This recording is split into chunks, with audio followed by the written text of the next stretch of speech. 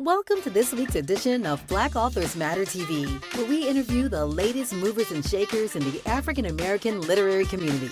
You'll meet some old friends, discover new ones, and stay abreast of the latest book developments around the country and even the world. So sit back and relax for the next 2 hours with Black Authors Matter TV co-hosts Gwen Richardson and Dr. Rhonda Lawson.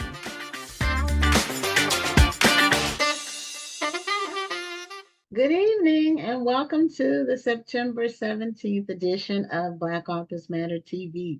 I'm Gwen Richardson, your host for tonight, and my co-host will be along shortly. We have another amazing show for you again tonight, and we will bring on our first guest in a few moments. First, I wanted to make sure everybody knows about the National Black Book Festival, which is coming up very soon. It is in roughly a month from now. It starts October 17th through the 19th. This is going to be the biggest and best one yet. So we're very excited about all that we have in store. And if you haven't had a chance to go look at the full weekend schedule, go to nationalblackbookfestival.com. And at the top, it's a link that says click to see the schedule. And also our promotional video. And this year, we're going to be having some TV ads on local Fox affiliate and independent network Channel 20. So Channel 26 and Channel 20, we're going to be having commercials on those two networks this year. So those will start at the end of the month. And so you'll be able to see if you tune in. So our first guest is Juliana. And I believe her last name is pronounced Pache, but she will correct me if I'm wrong. And Juliana has a very unique book, and we received some information about it and read about it, and thought it would be great for her to come on the show. So, Juliana, is your name pronounced Posh, your last name? Pache. Oh, Pache, so it's French. Yeah, I believe it's from France, but anytime I look it up, there's a different country associated with it. So I'm actually not sure, but I believe it's French. Okay. Is your family from Louisiana by any chance? No, they're not, but my mom's side is from Cuba, and the city that she's from or her family's from is Santiago, which had some French influence because a lot of people from Haiti migrated over to Santiago. Okay, right. So actually, my mom's name is French. Her name is Solange. Okay, all right. Well, yeah, so there is a connection there. Yep. So welcome to Black Authors Matter TV. We're happy to have you. And you have an exciting book. Juliana has a book called Black Crossword, and it has 100 mini crossword puzzles that celebrate the African diaspora. And then she has a website too. So just show us a copy of your book first. Do you have it handy? Yes. Okay, so Black Crossword. And for those who like to do crossword puzzles, this is a perfect vehicle, and you get to learn some things about the African diaspora. So tell us, I did read a little bit about how this came about. Is this your first book? It is. Yep, this is my first book. So, and you like doing crossword puzzles yourself.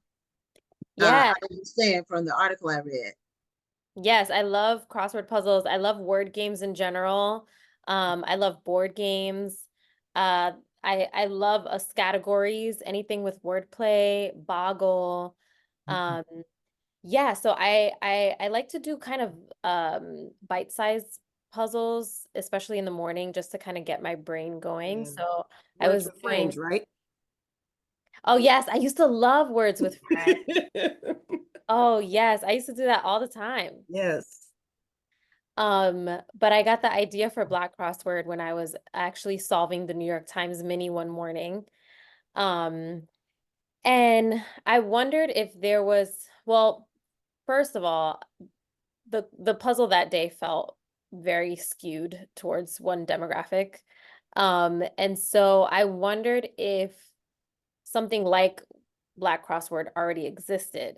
And I assumed that it did. So I actually was looking for it first because I assumed it must exist. I just need to find it.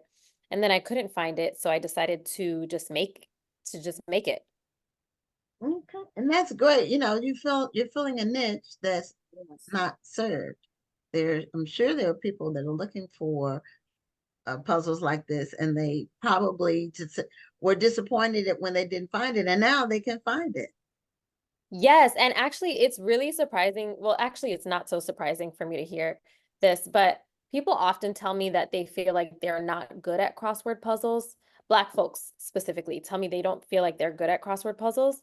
Um, but when they play this, they feel like they are good at it. Not to say that the puzzles aren't challenging. They are. They can be. It's just Um, something that they can identify with, because I know some of the questions on crossword puzzles, the hint would be some TV show that a lot of our demographic doesn't watch, or right. a celebrity that we may not be as familiar with. Maybe not even because they're white, but maybe because they're a little older and the people playing the game are a little younger.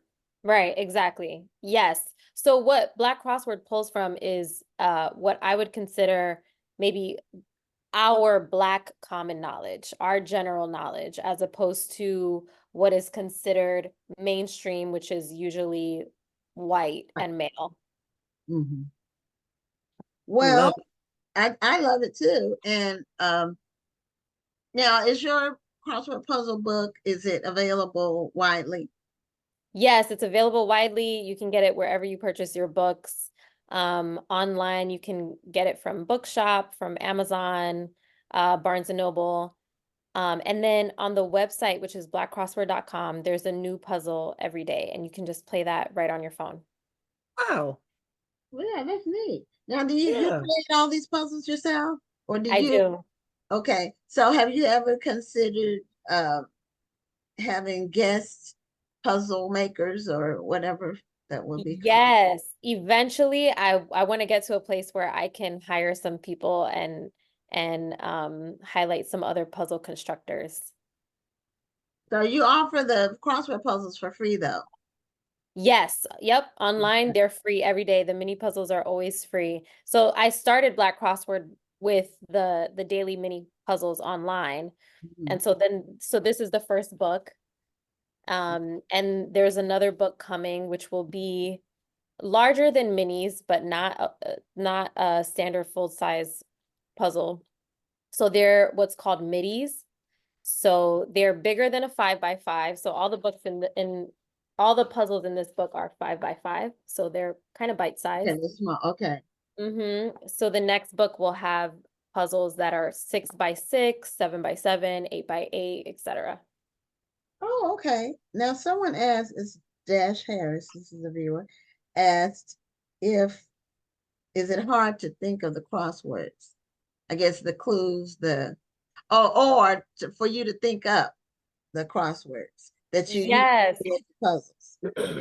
So, hi Dash. So Dash is actually she's my friend. She has a travel company called Afro Latinx Travel. So Ooh. she gives tours across the Black diaspora. She does Afro diasporic centered tours in Panama, in Costa Rica, in Cuba, etc. So to answer her question, some days the puzzles are hard to create, other days not so much. Sometimes I have a theme in mind.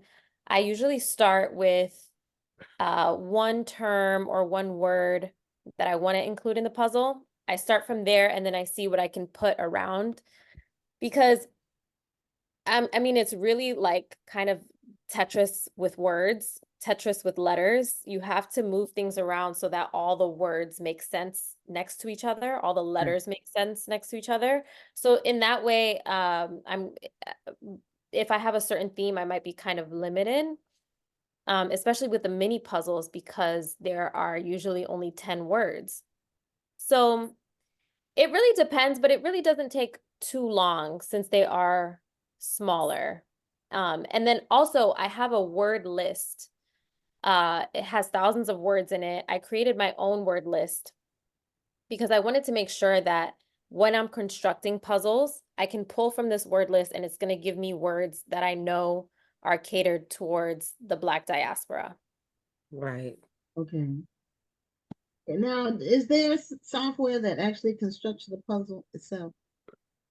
Yeah, so a lot of crossword puzzle constructors use Crossfire. That's the most common one. Okay. And there are some other tools that are available online. There's one from Crosshair, which is the software that I use actually to embed the puzzles on my website. They have a tool where you can start out with a word, you can input it, and then it'll show you kind of the words you can put around it, the options that you have, and you can construct that way. Um, and there's another tool from Amuse Labs that I use sometimes to build crossword puzzles. Okay. So, and I may have missed it because I came on a couple minutes late, computer issues, you know. You But didn't miss anything. We were just doing intro. I'm sorry. You didn't miss anything. We were just doing Oh, intro.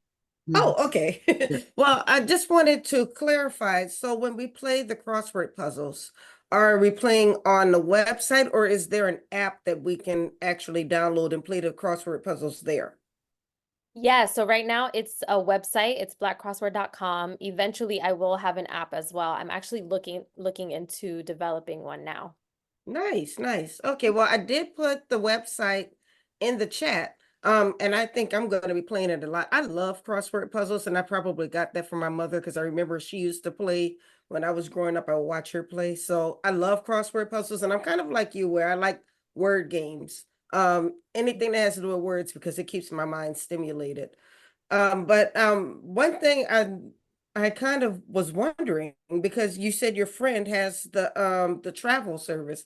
I'm Mhm. quite sure that's a great audience for your crossword puzzles because when we travel, we need something to do while we're on the plane or on the Yep. train or where have you. So this is probably a great audience for you. Is that some type of partnership that you two may have looked into?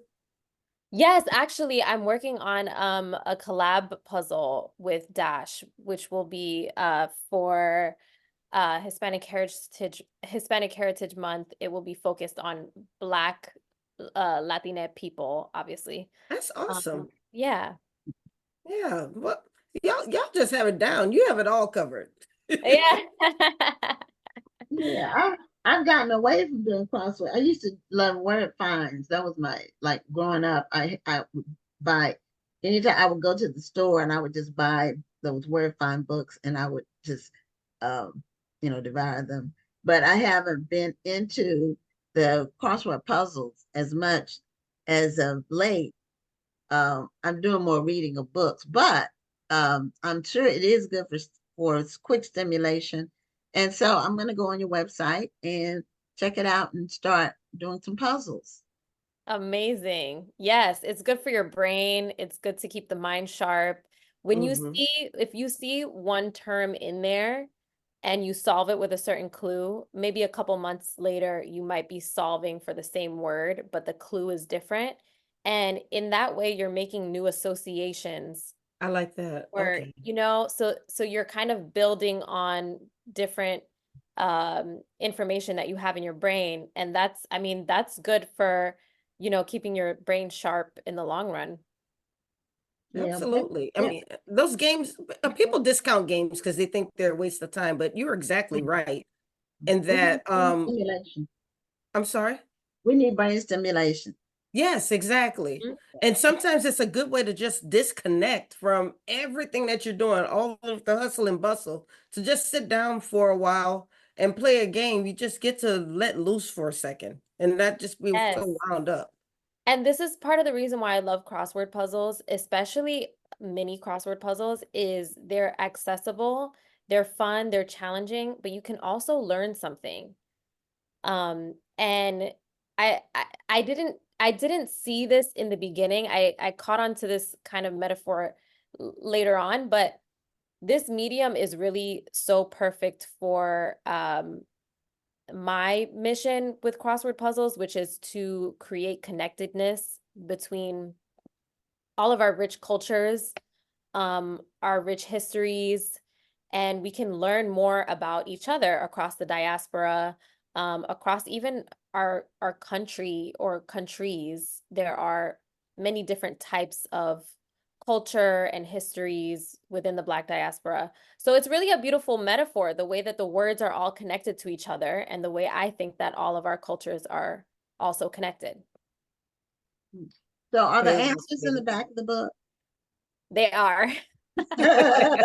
Don't cheat, Gwen. Don't No, cheat. I don't cheat. I don't like to, because you don't win if you cheat, it takes away from it. But sometimes if you get stuck, you might need to just check, Yes. Yeah, sometimes you do have to do that. Something that I try to encourage people to do is to, if they don't know the answer to something, to reach out to someone who they think might know the answer. So for example, if it's a generational thing, if somebody born in the 90s thinks they might not know a reference that's from the 70s, like ask an elder and learn from, and have that conversation and learn from what they know that maybe you don't know. Makes sense.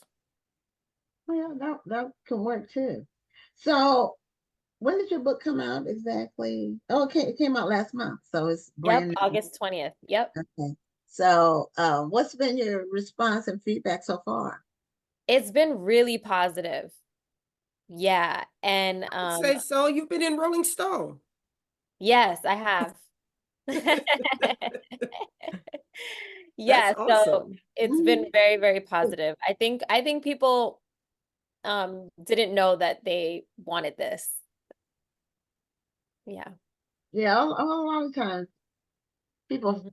feel a need that a lot of people of other cultures may not even know that there is a need.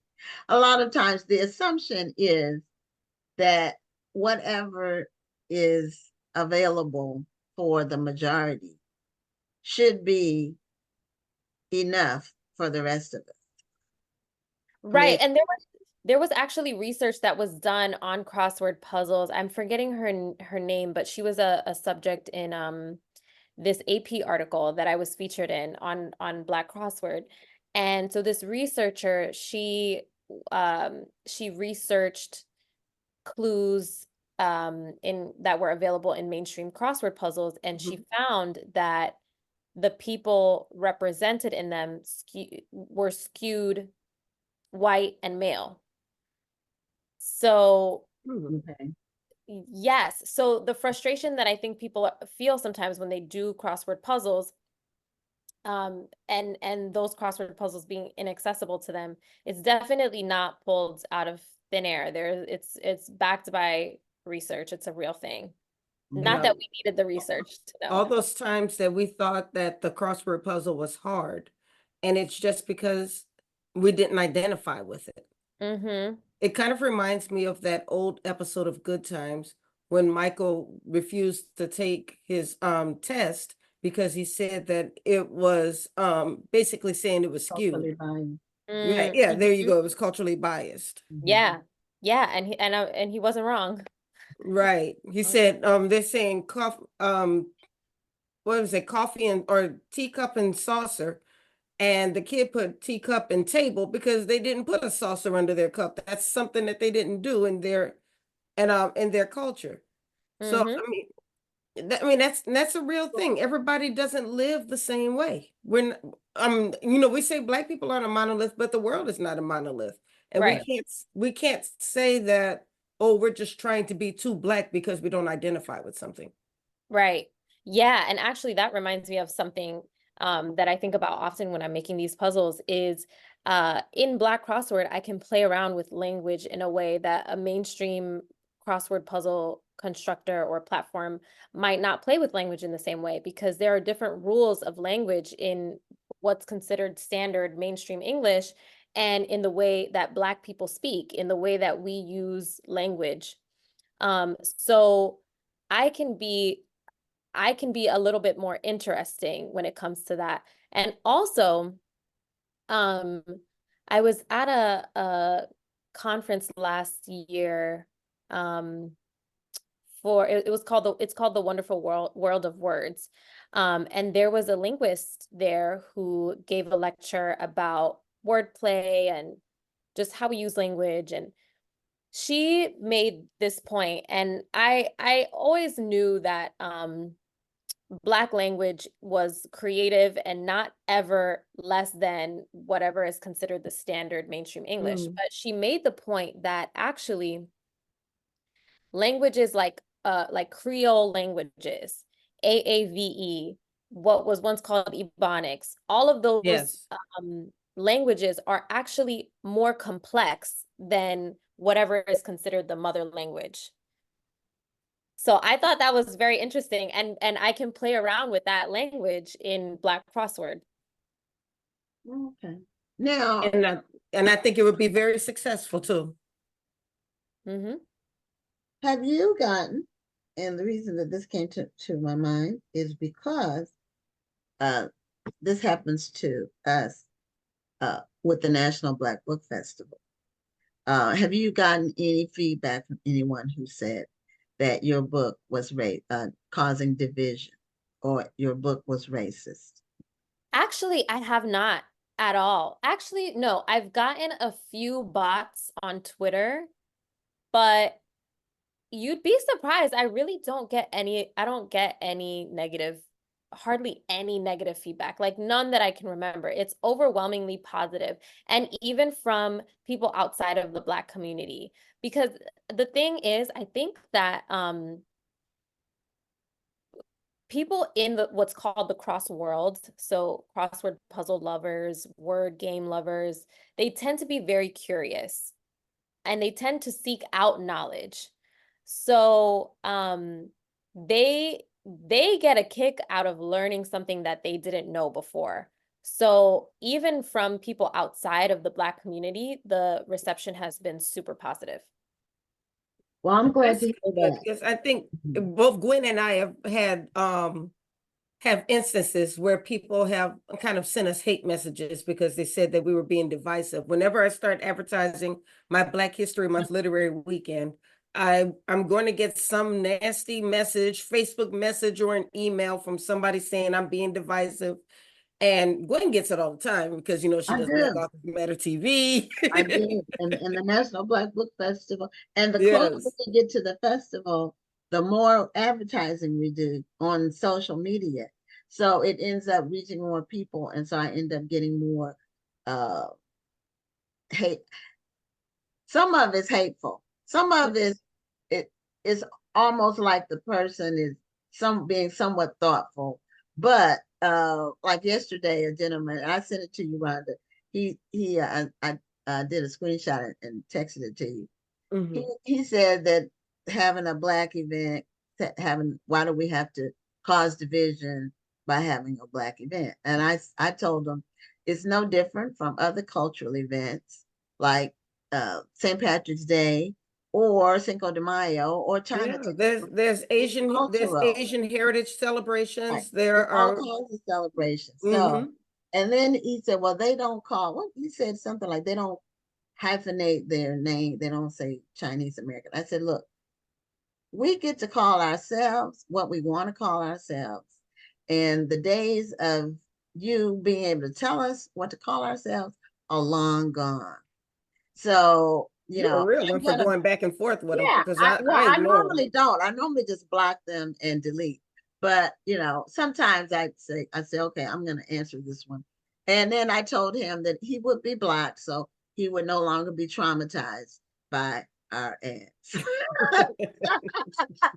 Yeah. I Yeah. mean, really, Well, really, I'm really, very glad that you haven't experienced that, but I'm quite sure that yeah, when I'm you glad. decided to do a project like this, that you had prepared yourself just in case you get these types of messages. Oh yeah, I was kind of bracing for it, to be honest. And yeah, I had to work out some things with the coding on the website. I use this tool called Crosshair, and they usually allow for comments on each puzzle. And so I Oh, asked him if he could change the coding and turn that off, because I was like, I already know if this gets in the wrong hands, if it gets into the hands of one bot, I call them bots because I dissociate. I pretend they're not even real. I'm like, I'm not gonna engage with you. If it gets in Right. the hands of one bot, it's gonna get in the hands of 20 other bots. So I was like, let's nip this. I don't even want anybody the to be able to comments on comment it. on Well, it. Yeah, sadly, some of them aren't bots. However, people are very Hmm. empowered when they're sitting at home in their basement or their bedroom or where have you, and they can type whatever they want because nobody sees them, people feel Right. very empowered by that. Mm-hmm. They Yeah. do. I immediately, as soon as I get a notification, I block and delete their comments when I Yeah. get one of those types. But this particular one, I did decide to respond. But my thing is, why don't you just ignore it? I mean, it's why do you feel the need to engage and attack? Just keep scrolling, swipe up or down or over or whatever. Yeah. But some people, they just have to give their 2 cents, and they feel empowered to tell us what to do. Some people still don't get it. They don't get to tell us what to do or think or Mm-hmm. what we call ourselves or any of that anymore. Period. Yeah. And they really just want someone to blame because really you don't have to if you're not interested, if you don't like something, you don't have to spend time on it. Go Right, find something that you exactly. do like. Exactly. And we Don't have don't all give it energy. nationalities that come to the festival. We don't have all Black vendors. Our audience that comes is always multiracial. So, and nobody feels, nervous or anything like that or out of place. So it's a very welcoming event, and it's all about books, but we celebrate our culture. So I have a question. Give us a clue from one of your puzzles that you that we could maybe guess what the answer. Okay. Um, let's see. All right, we can do I have two here. The first one is uh it's 5 letters. The Okay. clue is Solange might not be pleased to see one in the sky. A crane. Yes, correct. Oh, you guys, I didn't have any idea. Solange, the singer, Beyonce's sister. Is that Mhm. Yes. right? I Okay. like that song too. I don't I know. didn't think I would like it, but I do. Okay, You that were was quick. good. You had that answer quick. Okay, another one. It's 5 letters. Ting-a-ling singer Shaba. All right. Oh, you I know the answer. I'm I just think you trying to got give it. Oh Gwen a chance. no, Oh, no, don't give me a chance because I have no clue. Shabba Ranks. yes, correct. What? Shabba Ranks. Shabba. See, I'm not. I'm not. I tend to listen to music from a certain with a certain style from a certain era. So Okay, well, I have one for you then. I have one for okay, all right. So I don't like some of the newer songs. I have heard of that though, the Shabbat. I haven't heard that, but it's been a while. So I don't. It's not something that will be in my mind. But right. Okay. maybe give me one that's not necessarily to do with um music. I Okay, love music. I'm a music, but not some of the newer stuff. No, she got one for you. I'm sure she Okay. has one for you. Okay. let's see. Let's see. Um, the thing is, I have so many music ones. Okay, here's one. 3 letters. Do the right thing, director Spike. Lee. Mm-hmm. Yay! That's an Oh, easy one. yay! Okay. I got one. Okay. Well, I'm going to get a copy of your book and give it away on a future episode of the show. And so and I think I might get an extra one and give it away at the book festival as one of our door prizes. Oh, amazing. I would love that. Yeah, so we'll do that. And thank you for creating this project for Yes, it's everybody wonderful. to enjoy and making it accessible to the world. Oh, thank you for saying that. I appreciate it. And thank you for having me. Thank You're you for being welcome. here. You have a wonderful evening and God bless you and all you do. All right. Bye, guys. Thank you. Okay, Bye-bye. good night. Okay, that was Juliana Pache, and she had her book called Black Crossword. She has 100 mini crossword puzzles in it. And go to blackcrossword.com and she loads one every day, a mini crossword every day. So I need some water.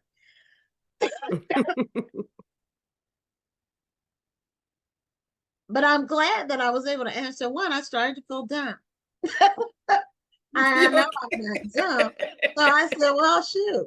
Okay, maybe I need, when I go on there and do the mini crosswords, I'll start to get more engaged with some of this stuff that she's talking about on there.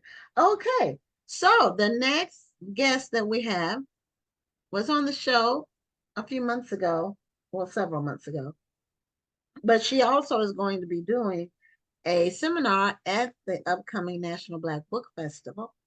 And the title of her seminar is about the six-figure formula for an author six-figure formula. What is it? The six-figure author formula. That's the title of her seminar.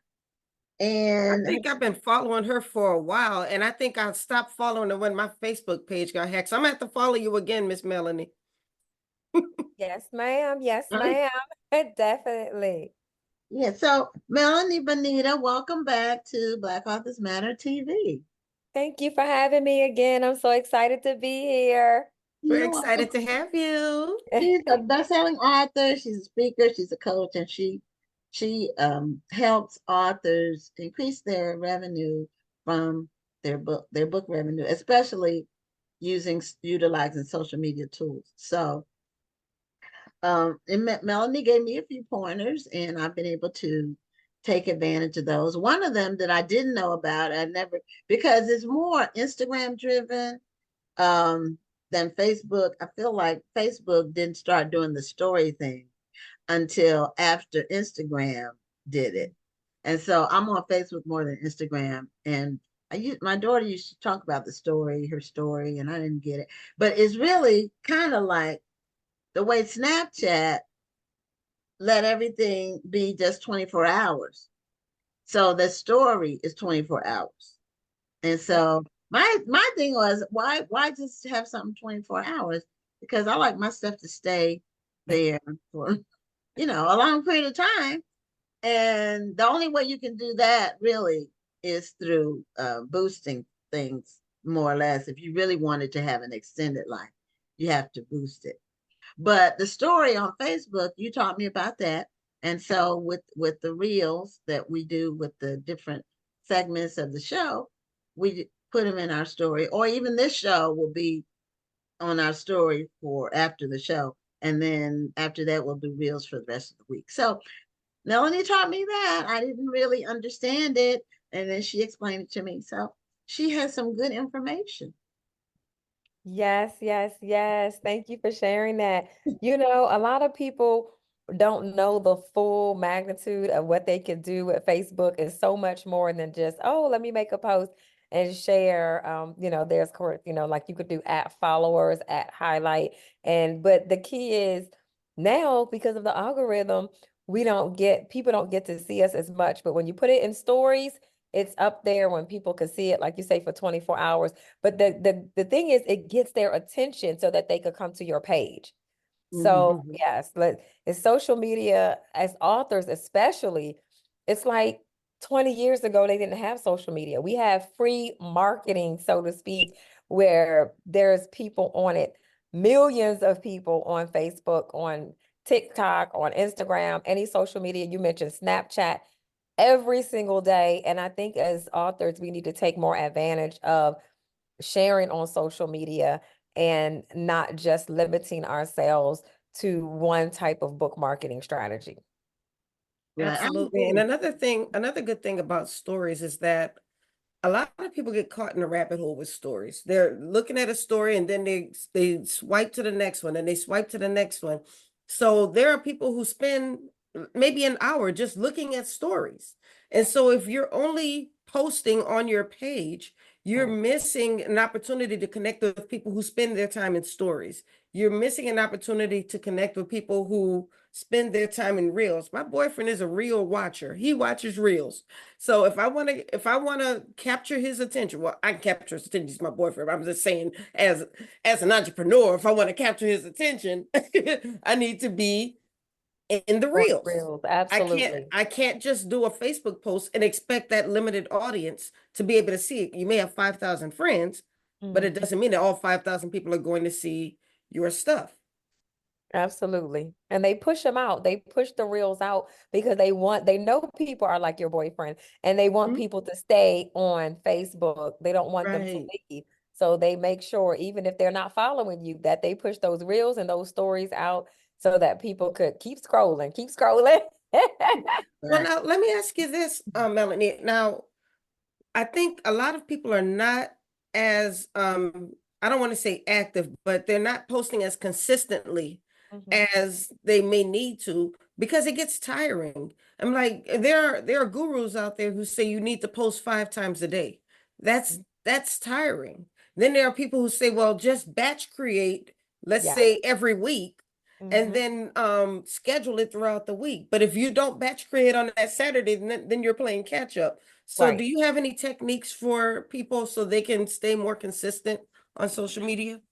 Absolutely. I tell them, even if you don't want to batch it a week, once at a time, before you go to bed at night, for me, it's easier to batch it at nighttime. So before I go to bed at night, I schedule my five, like I said, 3 to 5 Facebook posts for the next day. So it's so funny. People think, oh, she's up at 7 o'clock saying good morning. No, I'm doing my devotional or I'm in prayer or I'm listening to my church prayer call. I'm doing something else, but I'm not on Facebook. I schedule that good morning post the night before. Right. So, yeah, so I tend to schedule most of my posts the day before.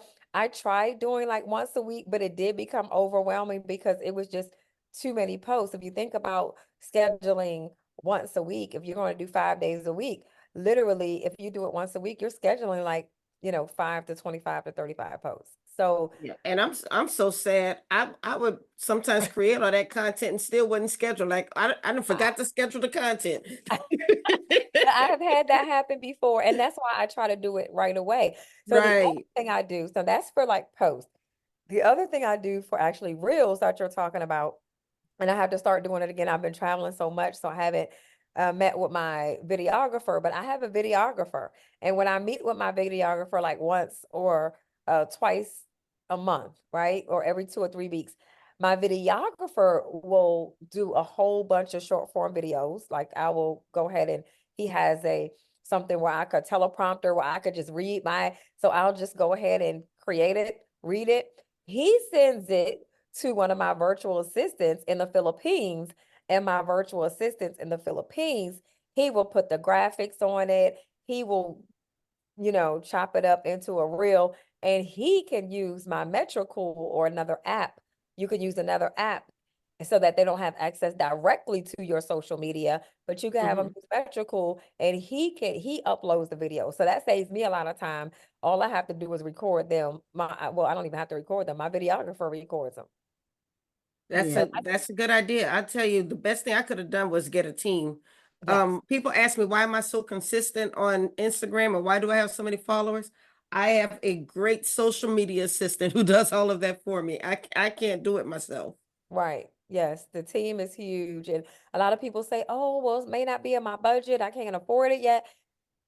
And you can't afford not to do it. I mean, it's like seriously, you can't afford not to have that team. And like I say, some of the literally in the Philippines, some of them are only $2 an hour.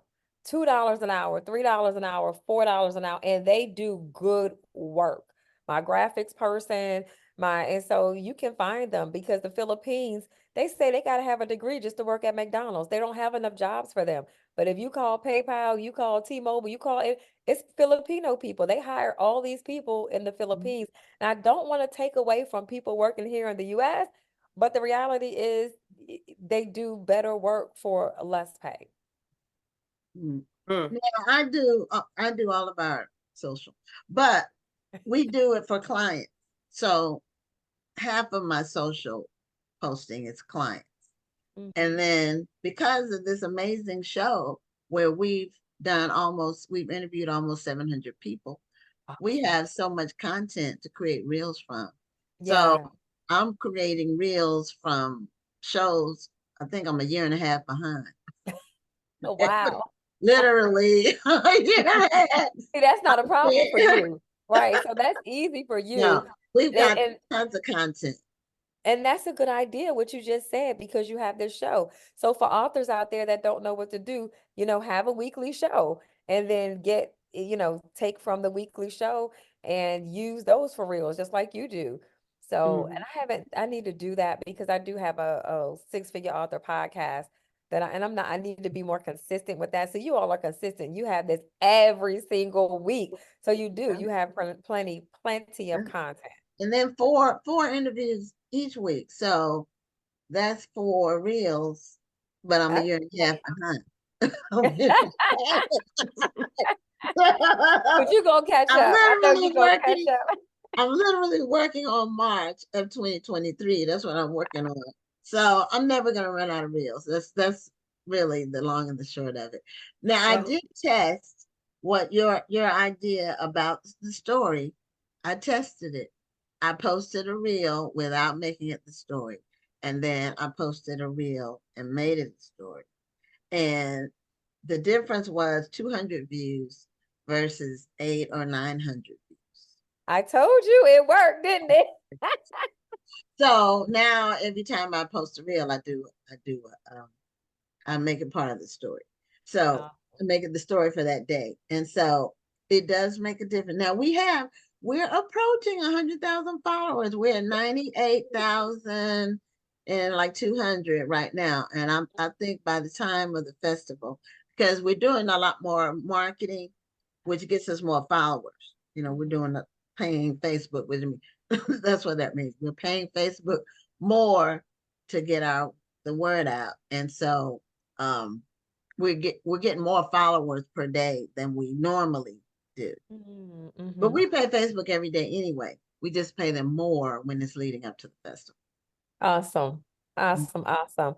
And that's awesome because that's the thing is more awareness and not only to, the author community, but of more awareness to, of course, Black authors, more awareness to the event, more Yeah. awareness to everything that's coming up. That's how I found out about you all years ago is from ads, the Facebook ads. So they work. And you just said something. Look, Facebook stories work, Facebook ads work, boosting. And so, like I said, there's so many things we can do with social media, and the average person does. Matter of fact, this week alone, I think I told about 3 people that didn't know Facebook pays 7 different ways. So people are just posting and they don't even know that they can, not everybody, but that they can generate an additional stream of income, 7 streams of income from Facebook. So you're going to be talking about some of this at your seminar. Your seminar is Saturday, October 19th at 1 p.m. from 1 to 3 p.m. And tell us a little bit about what you'll cover in your seminar. Absolutely. So the seminar is the six-figure author formula. And I used to have people tell me all the time when I wrote my first book, oh, you can't make money from books. You can't make money from books. So I needed to, of course, prove them wrong. And so I had to teach them, look, this is how you can make 6 figures from your book. Initially, I started teaching about becoming a best-selling author, but you could become a best-selling author and still not make a lot of money and still have to work a job. I know a lot of authors, they're very, very unhappy at their jobs. I call it a just over broke, right? Or some people call it the journey of the broke. But they want to be self-employed and they just don't know the strategy. So in the six-figure author formula, I teach them so many strategies on how to become free from their job so that they could live the life that they love and go and sign books, do the speaking engagements if they want to, and just really live the life of a full-time author, speaker, and coach. And if they're disciplined enough and diligent enough to follow the instructions I give them, literally really become a 6-figure author and make 6 figures from their books. Okay, so there'll be a lot of authors at the festival and a lot of aspiring authors Awesome. come as well. And so one bit of advice I give authors is those aspiring that Rome wasn't built in a day, and you're not going to, your first book is not likely to set the world on fire. That's just not the way it works. Now, some people are able to turn their first book into a big money maker, but the average person doesn't. And so, and that's mainly because most first books are autobiographical and they're not really motivational or something where people can gain information or be entertained or whatever. So, and when people write their biographies or autobiographies, I tell them, unless you're a celebrity, nobody really cares. That's just really, it's hard to sell that. You may need to get it off your chest, but as far as people buying it Yes. and paying what now, so, and sometimes people want to charge 20 or $25 for a book that's like 100 pages. And so those aren't likely to. I'm just talking about likelihood. Well, And people no, sometimes you're people right take it about that, Gwen. You're right about I tell people when most people want their first book to be a book about their life. right. And what I tell people, if you're not a celebrity, if you're not a famous entrepreneur or Or or some anything a like name that, it's people going to be know. very hard to sell your book. So I tell people all the time, and it sounds harsh, I say nobody cares about your life story. They don't. However, they do care about the message that you're trying to get across. So if you can tell your life story in such a way where you're giving a message, like for instance, Cupcake Brown, nobody knew who she was, but she had such a compelling story and she had a message behind her story that her story became a best-selling book. So if you're able to formulate your message as you're telling your story, we don't need to know about the day you were born up until the day you stand in front of me. But if you can if you can deliver your message and weave your story in between that, then that could wind up probably doing very well. But some people don't want to hear that. Well, let me change the narrative for you a little bit because again, social media has changed the game. So you Mm-hmm. could become not be famous yet, but you could become a social media influencer in 6 months, Absolutely. and then everybody will want to buy your book just because you're a social media influencer. So If that's my one. girl Jackie Honor writes the book, I'm buying it. I love Yeah, her. see, that's the thing. And so you could become an influencer just on Instagram or just on TikTok. You could literally have one video go viral and get 1 million views, and I've seen it so many times, especially on Mhm. TikTok. TikTok is one of the easiest platforms to go viral on. And so, and YouTube Shorts now, because again, people they just scroll through, like you said, your boyfriend, the reel. So that's two. Number three, best known beats best product.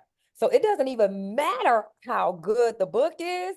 If you are out here hustling and you're out here at every event selling your books, you had a book signing every week or a speaking engagement every week. So I'm gonna give you a little tip. So, Les Brown is one of my mentors, right? He made his first million in 3 years before social media, before all of this. Not because he was famous. He wasn't famous back then, but that's how he became famous, is because he said, you know what? I'm make a decision every stage I could get on. I'm going to speak for free and I'm going to sell you got to be hungry. He had a $10 cassette. He sold Mhm. them to um 4 cassettes, $10 each, $40. So every time he spoke, he sold it for $40. And in 3 years, he was a millionaire because he was willing to go out there and hustle, or people that are willing to get ads, Facebook ads for their books, or now Amazon ads. Amazon has ads now. Etsy has ads. TikTok, everyone has ads now. Just like you boost the show and the event, you literally could be a nobody and nobody know you, but you get the right ads person and they put ads on your book, you can literally make 6 figures from a book with Right. nobody knowing you because of Facebook ads, Instagram ads, TikTok ads, or even Etsy ads or Amazon ads. So it's just the social media has changed the game. You really, without being famous, I don't care if it's your biography, I don't care what it is. You can add the right ads person and the right type of they call it creative for your Mhm. ad, and you can sell 1 million books. Well, Okay, now what you the key is to yeah, have okay, that's what I was is to gonna put the say. work in. Right, Yes. exactly. That's what I was gonna say. Yeah. Because now what you said, yes, it can happen, but that's true before social media now or with anything, you have to be willing to hustle. You have to put some work in. You can't just say, okay, I'm gonna do it and then sit at home and it's just gonna do it by itself. That's not the way anything Well, I'm works. gonna tell you about my one of my coaches, Billy Jean. I love him. Mm-hmm. But I was listening to one of his classes today. He said a lot of times they'll tell you as an entrepreneur you have to go network. And he talks very raw. He's like, I'm not networking shit. I'm not going out there. I don't want to. But the thing is, some people will hear that and say, well, he became a millionaire and he doesn't go out networking. But you know what he does do? He does a lot of ads. He's on Absolutely. social media all the time. He teaches Absolutely. people how to create social media ads. So he Right. doesn't have to go out there and network Ab- because his customer base is coming to him. So I He's say all doing of that to say, networking online. I'm sorry. He's networking online. No, he Yes. doesn't network. He No, I'm sells. saying what he's doing is No, no, what he's essentially, doing is not networking. All he's doing is selling. He doesn't well, network. but yeah, but what I'm saying is he's connecting with people, but it's on. No, I'm trying to tell you, he does not network he does not do that. All he does, he gets out there and he does Facebook ads, Instagram ads, and he teaches. But ask him to name 10 people in one of his classes, he couldn't tell you. Oh, I'm okay. I'm Awesome. using networking in a generic sense. Right. She's basically saying he built his community and built his clientele virtually networking through Right. social As media. opposed Yeah, to well, if you want to call it physical. virtual Yeah, networking, but see yeah. the way I see networking is getting to know people and knowing who they are, and then getting to know other entrepreneurs. I'm saying that there's not a lot of people he does that with. He's just about selling. But even so, he's not going to. My point is he's not going to networking events, and a lot of people will hear him say that. Well, Billie Jean doesn't go to networking events, so I'm not going to go to networking events either. I'll just sit at home and I'll post my book on social media and they're going to come to me. And they don't realize how much hustle he does on the Right. back end, is my Right. point. Yeah. Right. No, I It, just get back to my original point. Mhm. It takes hustle. Whatever, whatever you're doing is not going to do itself. It's not going to just poof happen. You have to have a plan and a strategy, and you have to hustle and work it. And you can do it with, like Melanie says, she finds people in the Philippines.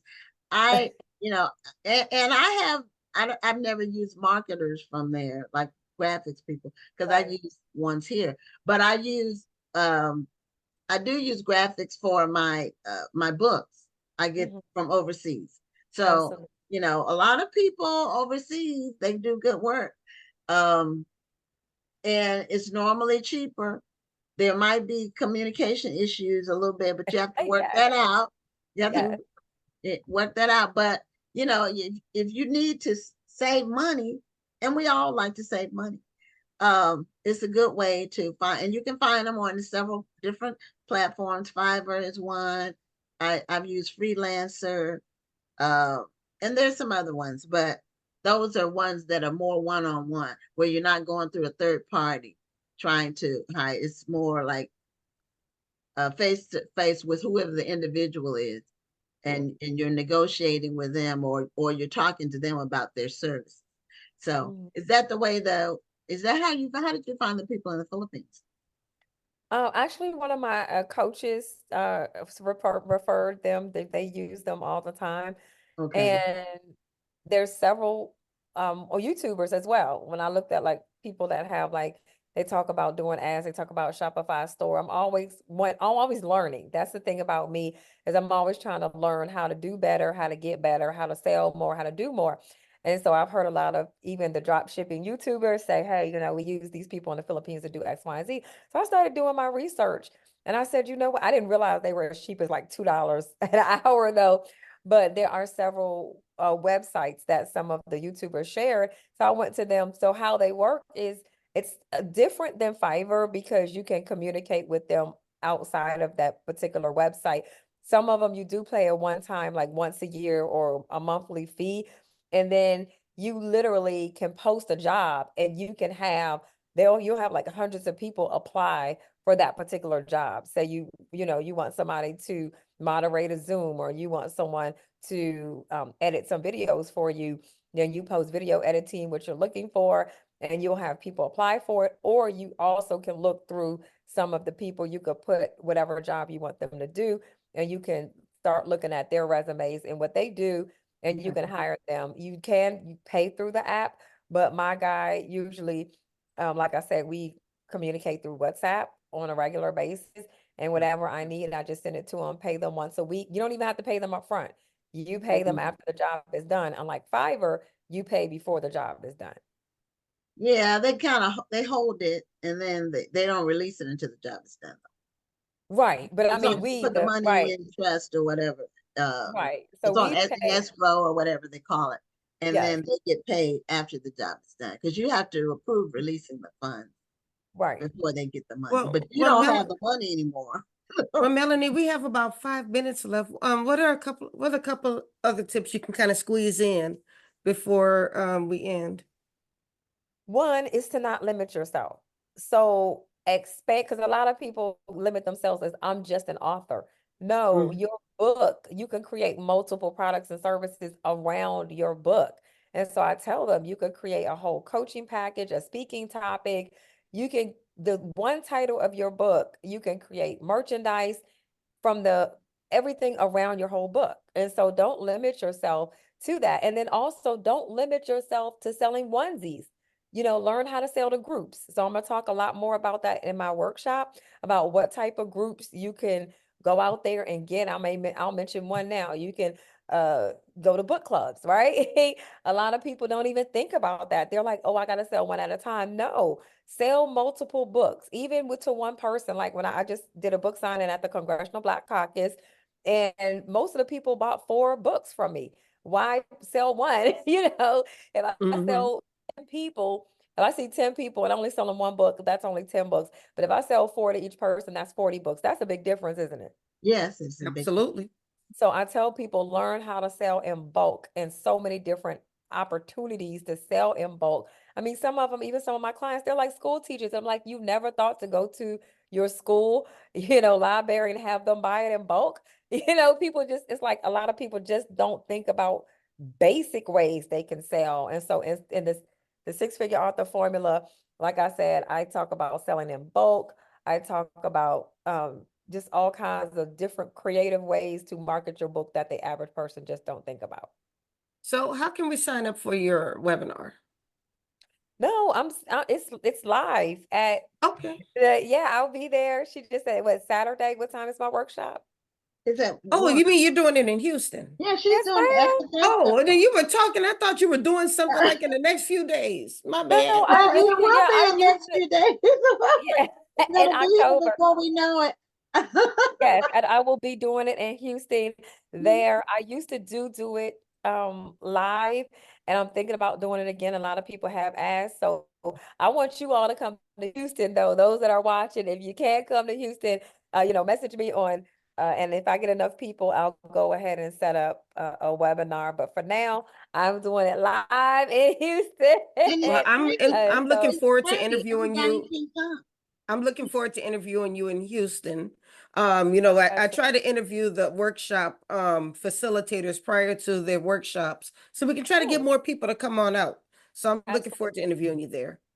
Yeah, Absolutely. Rhonda is our official literary correspondent at the festival, in addition to being the co-host of Black Authors Matter TV, and we've taken the show on the road. And so we it's been interesting. I'll put it like that. All right. Well, I look forward to meeting you all in person there. I'm so excited about it. Yeah. Yes. Oh, and I think you two share a military background. Don't you have a military background, Melanie? I am a veteran of the United States Army. Yes, ma'am. Too. Well, Yeah. yes, yes, So thank yes. you And both for your service. Thank my you. pleasure. I think veterans are taught enough discipline where we literally have that leadership ability and organizational skills that we learn from the military to help us be better entrepreneurs. I really do. I think military are more disciplined And when I see other entrepreneurs, not saying that they're not disciplined enough, I just think that we're taught different when we're in the military. And so if we have to stay up later or if we have to get up early, it's like we Right. have this We make do it what we happen have to do. attitude. And that's true. I haven't met any. Now, I'm not talking about people like got in the army and then got dishonorably discharged because they couldn't cut it. I'm talking about people who've been in the service and spent some years in there. I haven't met one that wasn't solid, just really a go-getter and directed, focused. Yes. And so I like working with people like that because entrepreneurs are like that. And I'm a long time serial entrepreneur. So you have to be like that to make it work because Yes. it's up to you to make your living, you know. Yes. So that's what it takes. Well, we're at the end of our time, Melanie. Can't wait to see you in person in Houston, October 19th. And come on out, everybody, to the festival and to attend Melanie's workshop. All right. See you later. Thank you for Okay. having me again. All Thank you right. for being here. Okay, so our next guest was actually recommended to us by a previous guest who was on the show about a month ago, maybe not even a month ago. Sharon Draper was middle school and young adult author, best-selling. And she said we needed to get Sharon Flake on the show. And so we reached out to Sharon and she accepted our invitation to be on Black Authors Matter TV. So welcome to the show, Sharon. Thank you, ladies. Thank you for having me. Can you see me? Yes, we can see Okay, great, you. great, We great, can great. see you. I'm excited. I'm excited to be here. Thank you, Black Office Matter world out there. So thank you so Thank much you for being having us. on Yeah, the thanks for show. being here. And you have had a very successful career with your young adult or middle grade young adult books. And your most well-known book is The Skin I'm In. And Yes, it was yes. the groundbreaking book. What year did that come out? What year was that The released? Skin I'm In came out in 98. And Okay. I'm still hearing from people all over. I was at McDonald's here in Pittsburgh just yesterday. I give my credit card. I was just getting a diet soda, people. I gave my credit card to the young woman and she said, are you that author? You wrote the book, The Skin I'm In? I'm like, yeah. She said, oh my God, I loved it. I read that and Money Hungry. And people don't realize, I'll show it real fast, not to get you off course. The Life I'm In, the follow-up came out about 2 years ago. So I said, listen, what's your working hours? Have you read this one? She said, no. I said, I'm gonna come back here by Thursday, because that's when she's out for the week. And I'm gonna bring you a copy of The Life I'm In. So I feel blessed and lucky and fortunate to have the best reader fans in the world. So yeah, it's been a good book. Yeah, that book came out the same year we started KitchCity.com. And that's been 25 years, really look 26 years. In December, 26 we started it, we launched in December of 98. Yeah, So I think Skin came out maybe in September. There are like about 1 million copies. They're sold on 6 continents. The follow-up, The Life I'm In, is Char's story, the bully from the first book. And believe it or not, because of Char's story, I think 3 years ago that came out. Then we got an email from publishers in Italy who said, not only do we want to publish Charlize Jones, The Life I'm In story, but now we also want to publish The Skin I'm In story. So that book still has life and still has energy and love. So That says a lot. That says a lot as about you as an author. It says a lot about that story. What do you think it is that gives it such staying power? I keep saying, God, really, really. That's one thing. I think to have in a world where people don't always value, we know this as Black women, Black girls and women. So, and then you put a Black girl in the inner city, right? So she's a Black girl in the inner city, dealing with being dark skinned, and bullied because of it, and finding her voice and having people all over the world saying, hey, I could resonate with your story, and that story is no small thing. But what happened when that book came out, Black girls started saying, especially, I've never seen my face, dark skin on the cover of a magazine, of a book. Malika is so open and honest and vulnerable in a world where people still are ashamed. They don't want to say, hey, guess what? I'm being like teased because of, acne, or for her because of the color of my skin. And not only am I being teased, boy, I'm really getting hit. And what happens is people started buying it for their kids. Mothers that would say, hey, I have a dark skinned girl, I want to read this book. Or we live in predominantly white neighborhood. She's the only Black kid in the classroom. Like maybe 10 years ago, I heard from a college student that said, I was the only Black person in my master's program.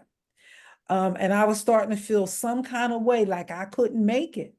And she said, then I remembered The Skin I'm In, the book. And I can't remember if she read it again or she just remembered what it was about. And she said, I knew I could keep it, I could do this. So it has some really deep roots and power. It's just resonated with girls, with boys, with, gay students. A gay Boston student years ago said, Miss Sharon, I went to a school, I started a book club called The Skin I'm In. So when you're in middle school or high school, it can be hard. I was in a school in New York not too long ago, and I was there to talk about the skin I'm in and the life I'm in different books. And me and a student are walking through the hall, because a lot of times people send young people to greet me and to, walk me into, and I just saw this very slight interaction, right? This girl, look at this girl. And I'm like, whoa, something just happened. And I think maybe she's bullying this girl, right? And if you were in that crowd of students, you would have missed it. And then Wow. I don't think I said anything to her. And she said to me, she's bullying me. And it was ever so slightly. And with technology, we think the bullying is just happening online, but it's still happening up close and personal. And you still need books like The Skin I'm In and other books to help keep young people walk that journey. Right. That is so sad. But that you had your observation skills on 10 at that time, that you were even able to notice that, because some adults may have been into what they were saying, maybe concentrating on where they were going or what have you, and they would have never noticed that exchange. But you were able to notice that. Is that because you write young adult stories, so you're a little bit more in tune with things like that? Here's the funny thing, and I always tell people, I'm not observant in the way people think I am. So when I come to your school, and if I have to go to the bathroom, I tell people, I'm literally going to ask you 10 times where's the bathroom that is up the hall and around the corner. Because if you don't tell me, I am going to get lost every time. So I have I tell young people sometimes, sort of this quirky brain. I see and I don't see, sort of. I'm focused in a way. If I'm with young people, and maybe that is it, I am focused on them.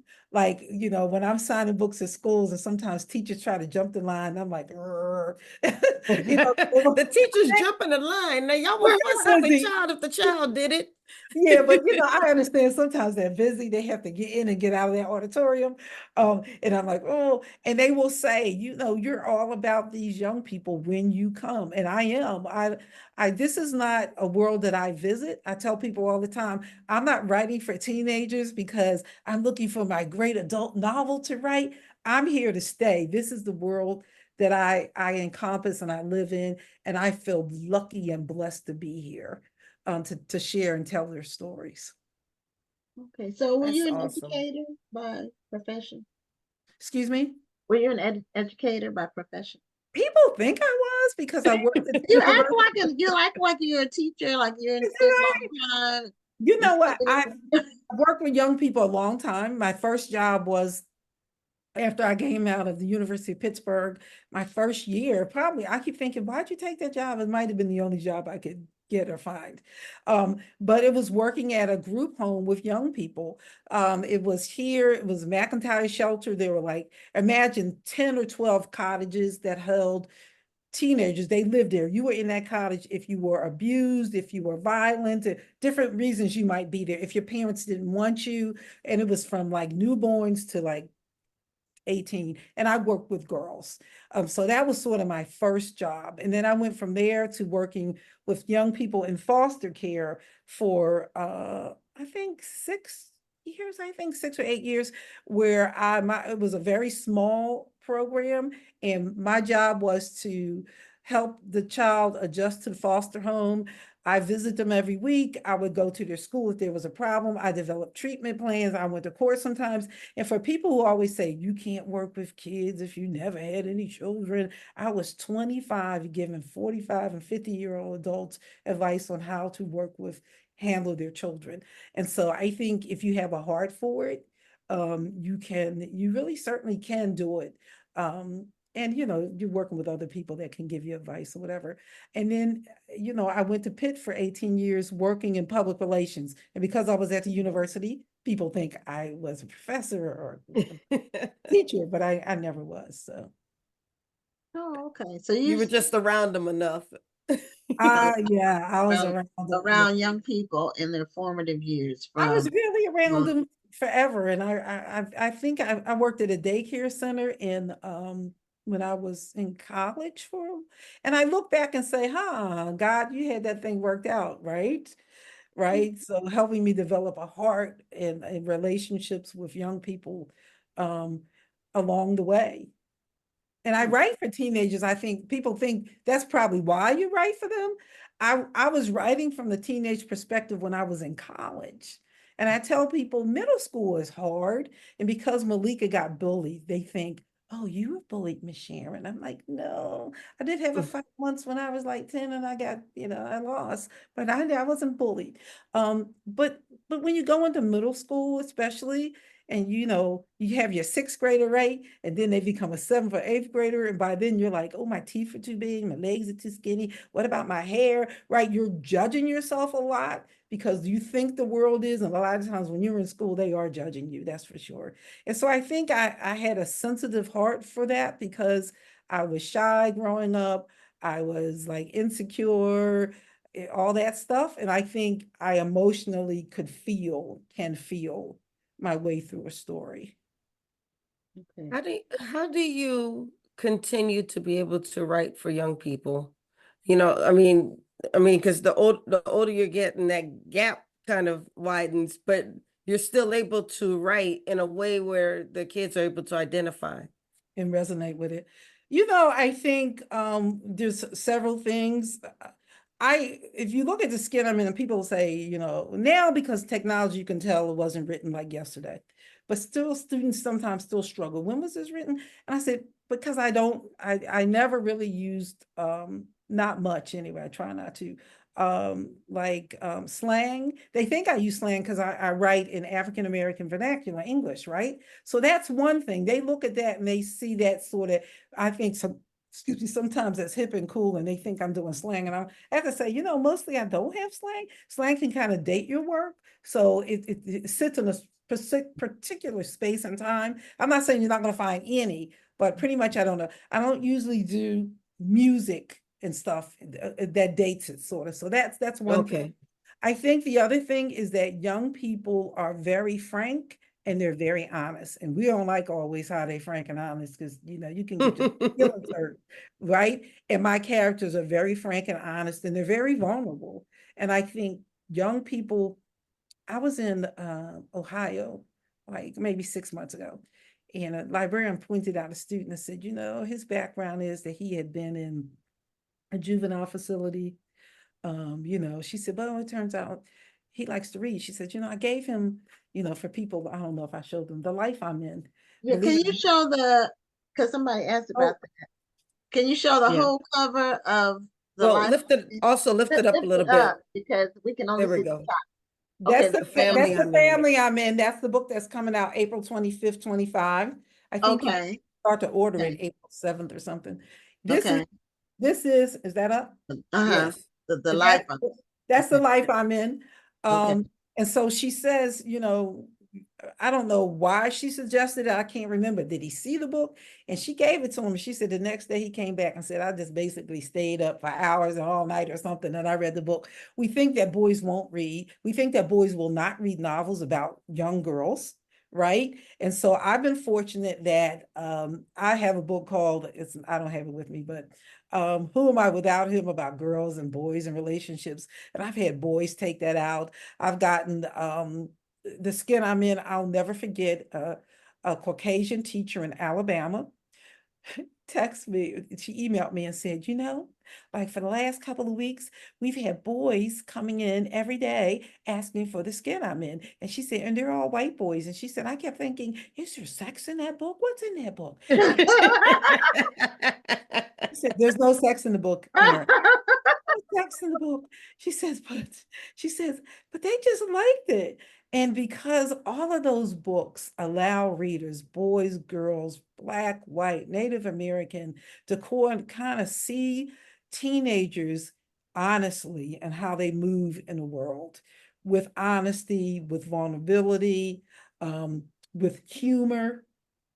And I think that's, I also, as a writer, from the very first book, I did not want you to see me, the writer. You're reading and all of a sudden Yes. you're like, man, the writer just showed up now, a kid would, Mm-hmm. she wouldn't say that. I really have tried my best to erase myself, so that you just are hearing and from that teenager. So teenagers will ask me, like, did you interview? Like, who did you, like, what? Did you write this, or did somebody else? Did kid write this for you? What? And so, and that is moving myself out of the way and only letting you see the world through this young person's eyes. And so that's probably why, I'm still can write from teenagers. Maybe one day I won't be able to right now. And I still feel really fortunate. I still feel really like blessed. This is to me the best gig on the planet. So I hope God wants me to keep doing it for a while. Now, was there a particular catalyst for you to write The Skin I'm In? Was it a situation? What made you say, I'm going to write a book about this dark-skinned girl that's trying to figure out who she is? What made you do that? What made me do that? I gave birth to a dark-skinned girl. And before Brittany was born, I wrote off and on for the years, but I was like a lot of writers, like a lot of people, right? Like, okay, I'm writing today, I'm starting that short story. And then 5 months later, what was I writing? I was writing that short story. Okay, right. And I was doing other things writing. I was doing off and on some stuff for publications, off and on, but in terms of actually writing fiction, that's sort of like, yeah, I'm doing it now, I ain't doing it. And then she was born, and I don't know, I got really consistent. For one, I started writing and telling her stories about dark-skinned girls who could fly and they could solve crimes. I knew that we as a community, any place where, the boats traveled and dropped some folks off and put them in slavery and all that sort of things, any place that was colonized, basically, people struggle with the skin that they're in. And so I knew that, but I will tell you, so that's why, but I will tell you, I had no idea at the depth and level that the whole colorism thing was until the book came out, until young people start coming up to me and their parents start coming up to me, and grown women would read the book in book clubs, and some still do, right? To have conversations about what it was like growing up. I still get letters and notes about, I keep saying a couple of months ago, my daughter always saying everything's a couple of months ago to you. But maybe 8 months ago on Twitter, somebody put the jacket to The Skin I'm In up. And in 32 hours, there was 600, I think, and 78,000 views of people who had grown up or taught the skin I'm in. Wow. That's a lot. And those were grown-ups, right? So they were Yes. grown-ups. I get emails from people saying, hey, you know, I just had a baby and I bought the book for my child so that she could read it when she's older. So it still has a life of its own. I wrote The Life I'm In because people for years have been saying, whatever happened to the bully? We wanted to know what happened to Shar. And so I told her story about 3 years ago, I think that came out. And the Kirkus Review people, it was up for a $50,000 prize out of 10,000 entries, books that they read. They selected 6 books to win this $50,000 prize. And The Life I'm In did not win the prize, but The Life I'm In was one of those 6. And I was really thrilled. Oh, that's still an honor. It's still an honor. It's a book about um, uh, human trafficking, as a matter of fact. So it takes the characters, it takes Shar and Malika is the protagonist in The Skin I'm In. Shar's the protagonist in The Life I'm In, and it takes them and it puts them in here. And Shar ends up being trafficked, and so having people walk that thing out and getting to see Shar very differently too. Caring for a baby that's not her baby. It's issues of forgiveness. Am I my brother's keeper? Because she wasn't nice to Malika in the first book. So you have the second book, and I ask young people sometimes, could you forgive Shar? And they were like, no, I don't think I can do that. But they understand and appreciate Shar in a different way. And they both show up again in The Life I'm In, the latest Family one. I'm in.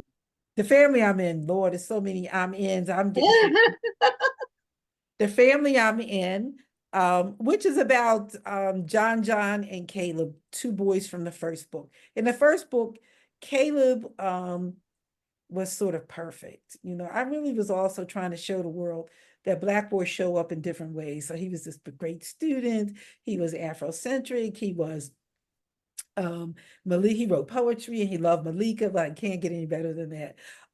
But John tells the story, the guy in the jacket. He tells the story, and he was somebody that teased Malika in the first book. And people always said, oh, did he really like her? He's her color. He talked about her complexion. Did he really like her? So I explore several things in this book.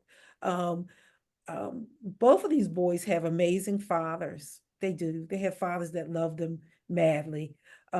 Caleb's father is just guy who's been hardworking, the kind of guy that you can just go and have all kinds of conversations with as a boy.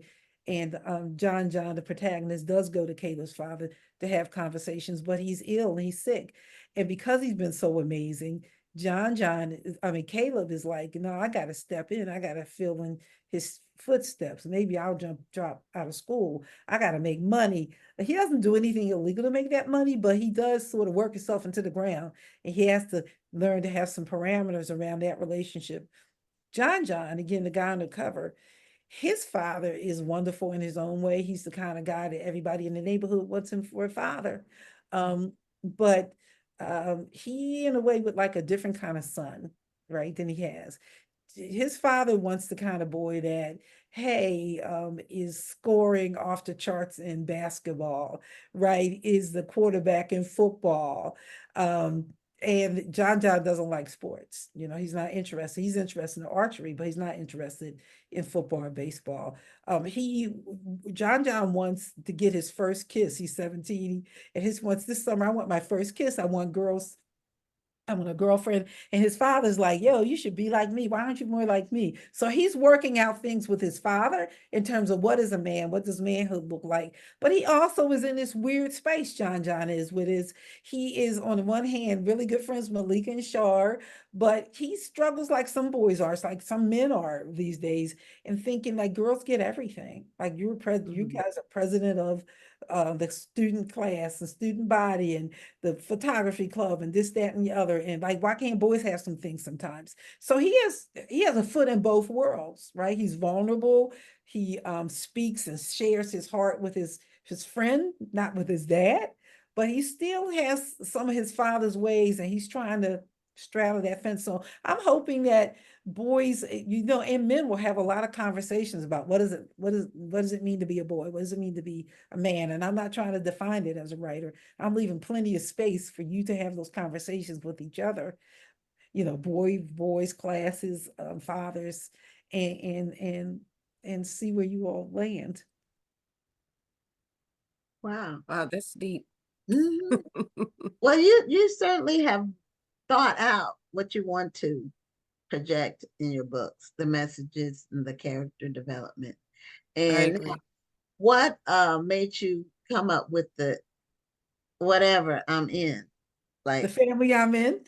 everything I'm in. The family I'm in, Well, That you the know you. what? skin I'm in. My fans, the whole, you know what? I think I'm gonna tell you for years, like I said, the skin I'm in is like what, 26 years old. And 3 years ago, I did shit, excuse me, I gotta look myself, the life I'm in. And I did that because for years and years, people kept asking me, teachers, everybody, when are you gonna do it? We want to know about these people, these characters. And I was afraid in a way, because I thought, oh my God, you ever seen a movie and you're like, see the sequel, and you're like, they should have stopped while they were ahead. I don't want to be that person. But I did it. I was seeing an uptick, you were looking at an uptick in human trafficking. And so that got me started. And then again, just thinking about lots of conversations, if you're on the internet, if you're elsewhere, right? Conversations about what is it like to be a boy? What does it mean to be a man? What are some of the issues that boys and men are having in that space? That might be different from what women might be seeing or thinking. And when I say issues, not like, my thought is I try to create books to have a conversation with young readers so that they can take and what they see and what they think in those books and maybe be so excited that they want to have conversations with themselves and with somebody else. And that's what I'm hoping for this as well, that the conversation continues. And that we'll all find out something more about young boys, young Black boys, how they love their relationship with their fathers, the struggle they have with the changing nature of boyhood and manhood, right? The expectations are shifting right under their feet. And we might not always agree or like it or think, hey, the way they think, but I think you don't get anywhere if you don't have conversations about it. And that's what I'm hoping for. And this right now, almost more important than ever before, these conversations need to be had in this day and age. Thank you. Thank you. I'm in full agreement. I'm in full agreement with that. So we're getting some really good feedback from the audience about getting a copy of the book, and the conversation is really important and necessary. So, and I do understand when you said that all the people who read The Skin I'm In want to know what happens to the characters. And that's Rhonda and I are both writers. And so I know when I had my one novel, I have all kinds of books, but when I had my novel, my one work of fiction, that I thought, this is it. And then the readers kept saying they wanted to know what happened to the people. So the main character especially. So I had to come up with the sequel, but it was 10 years in between. So Okay, not the only one. right. A little bit longer than you Yeah. did, but yeah. So you know how people can be attached to characters, They both ways. can. I mean, they act like they're Yeah. real people, and I'm like, okay, these aren't real I people. think it's a compliment when people ask whatever happened to such and such character. That means that they really resonated with that person or that character. They're really thinking about them, so they really want to know. Oh, yeah, absolutely. And it's just a reminder for people, if they want to reach out to me, I'm at, you can go to my website, sharongflake.com. And then if I have your information, I can keep you abreast of the book is not coming out to April 25. I would love to be able to, this is a thing to my editor, send me around the country, because I really want to connect with the people also that grew up on The Skin I'm In, and have conversations with them as well. And also, That would be wonderful. yeah, it would be great. And just a reminder to people that, and I know you guys have to go, that boys do read, boys will read. Some of my biggest fans are young men. And there are books out there for them. We just have to put them in their hands and read them to them if we have to, because guess what? Teenage boys don't mind being read to. I'm just saying. Okay. So That's true. That's that's true. I what wish we had time to read all the comments, but our time is up now. However, you've got to make sure you read these comments. I mean, you're getting I so much will. love right now. you are. Thank you. And also, thank you for continuing to write. And the life I'm in is already available, and the family I'm in will be available in April of 2025. And you And guys the are Piano Man amazing. is still a book that you can get. And you guys are amazing. Thank you. Thank you so much. This is the first time I've talked about the family I'm in. First time. Nobody's seen the Oh, we're jacket. honored. Oh, that's Yeah, wonderful. That's I'm what honored. we're here Thank for. you. I appreciate it. Thank Okay, you. Thank you so much. Thank thank you. you. Keep Have a up the great good work. evening and I will, you continue too. success. Sell Thank you. millions more. Thank you. I appreciate it. Take Same. care. Okay. Bye-bye. Okay. Bye-bye. Okay, so now we're having our last interview. That was amazing. I had, Yes. we sold that book when we had the walk-in, the brick and mortar store, the skin I'm in. So I remember that cover. That's one of those books that you have to Fabulous. have read. You can't be like, well, I've never read that. You have to have read that book. That has to be part of your childhood. Just like Super Fudge and the Judy Blume books, this has to be right in there. Yes. So okay, so our final guest is also named Sharon. But her name is Sharon Elliott, and she's been on the show before, but it's been a while, and she's back to talk about. She's also doing a seminar at the festival on why do I need an agent? Because the question about getting an agent, finding an agent, just how does the agency thing work is an often asked question, especially among aspiring authors, but also among indie authors who are interested in signing with a publishing house. So, Well, before we get started with this okay. interview, Sharon, can you please accept my friend request? I didn't send it to you twice. I'm starting to think you don't love me. I do love you. And I was like, I gotta apologize to Ryan. There's been so much going on, but I'm gonna get you before we even get to the conference. Okay. We're gonna get that made. We're gonna get that fixed. All right. All right. Okay. So when you hang up from the interview, maybe you can go do it then, so you don't get distracted. Oh, perfect. And then There we think go. 2 weeks from now, oh, I should have done it. What was I supposed to do? Some Rhonda told me something. It So happens to all of us because we're all okay. busy. We're all doing things. I have Yeah. sticky notes everywhere. So when Here's, something comes to here's my part mind, I of can my. write it down. What happened to you? I had hand surgery. I Oh, had a trigger finger, Ooh, and it gotten so bad I couldn't even make a fist. So yeah. I was teasing about it, but it was hurting. I said I had to punch you with this hand, but I could slap you with this one. But I had surgery last week, and okay. I can use my fingers. Okay. So Well, we're that only requires a click. yeah. So You but don't really, you can really use your index finger, and that's it. yeah, right. Yeah, I've had that trigger finger before. My thumb was like that. Mhm. It would click every time Yeah. I would do this. Yes. And for a while I couldn't really straighten out my thumb. Exactly.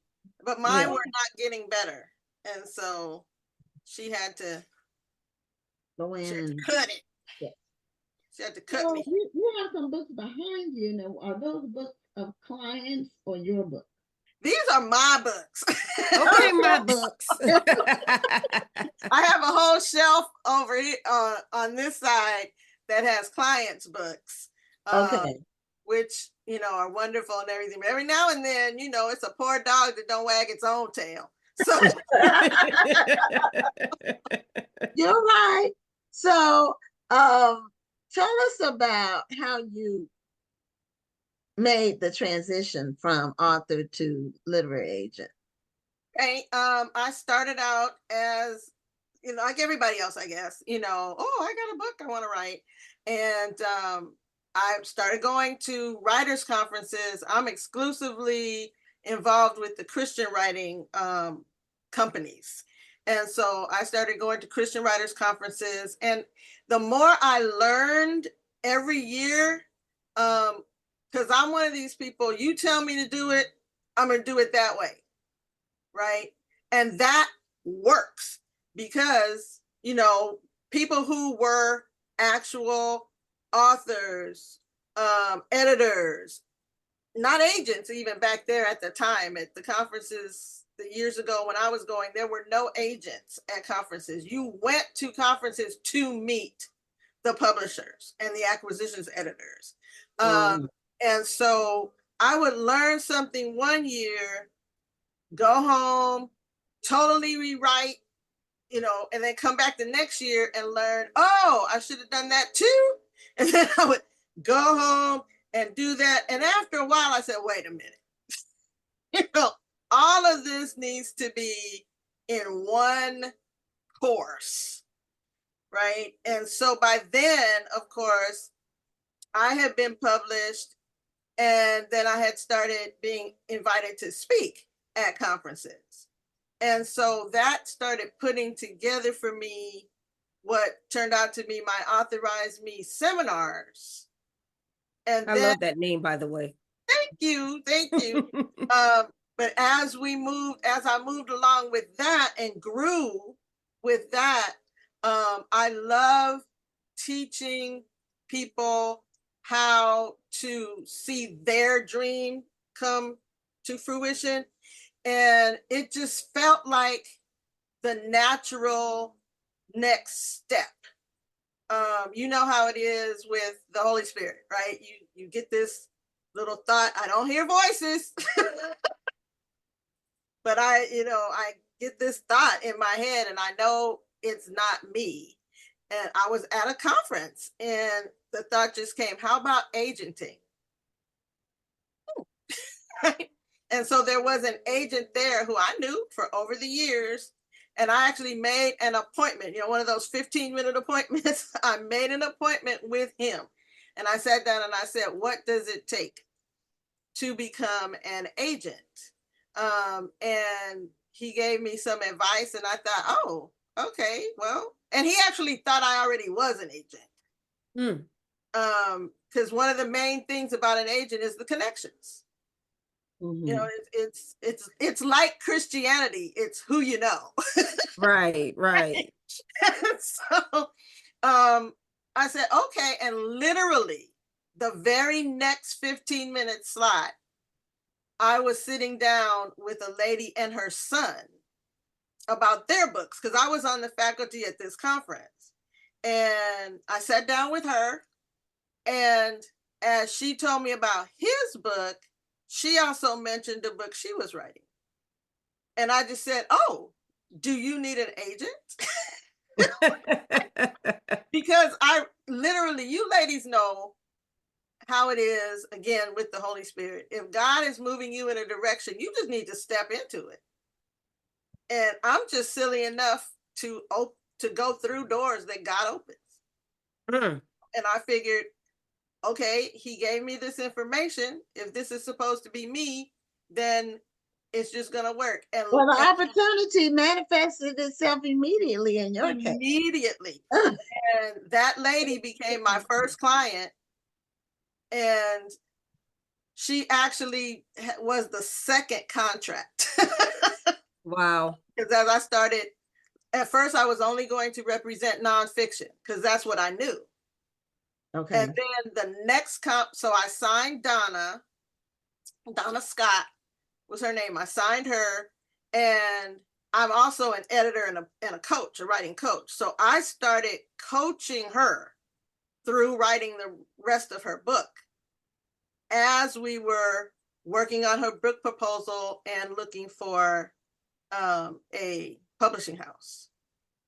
And so we were in that process when I went to another conference, had an appointment with a lady who just had beautiful fiction. And I said, oh, yeah, I represent fiction. Right. And she ended up being the first contract that was secured through Authorize Me Literary Agency now. And we signed a 7-book deal.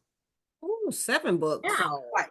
For her. That's huge. That was Well, huge. so how far are you into the 7 books? Have you finished? She is on book, I want to say 5. Oh, okay. Maybe it's between 4 and 5. Okay. And she's just been a writing somebody. She has to write a book every 6 months. Oh, Wow. That is a writing somebody. it is. But Is it a series? it's a series. Okay. Right. And she had it all planned out. She knew it's about these 5 women in this city. And so the first book introduces all the ladies and Okay. kind of introduces their issues. Then each book is on each individual woman. So that's 6. And then the last book is going to wrap those all up. And she had it. Yeah, she already had it all in her head. Okay. And, synopsis of all the books already. So.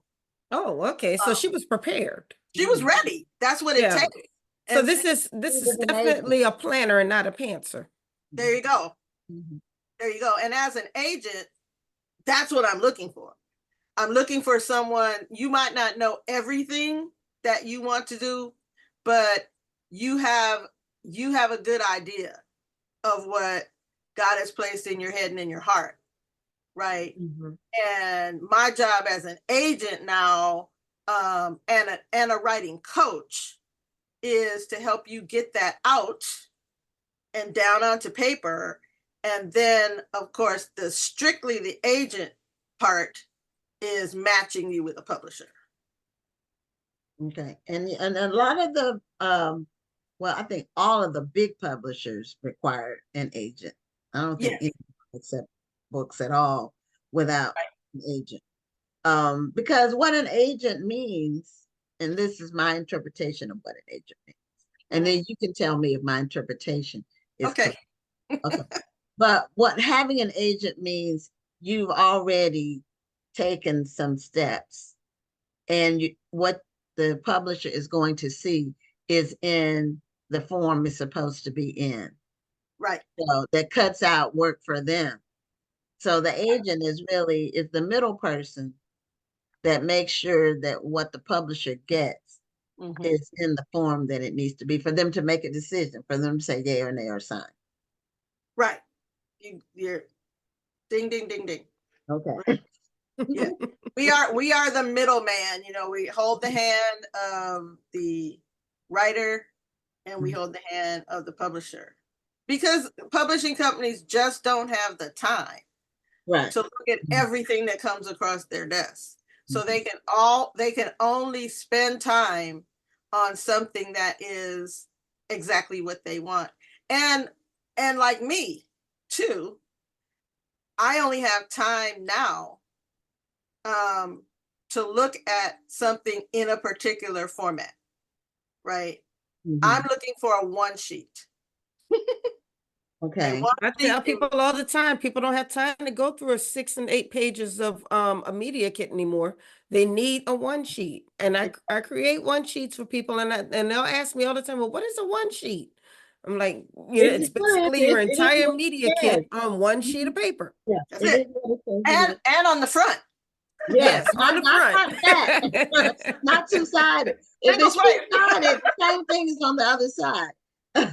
Yeah, and but knowing even how to put that together, Rhonda, I'm so glad you're doing that for people. I do that for people as well. As a matter of fact, I have it's on my website on authorizeme.net.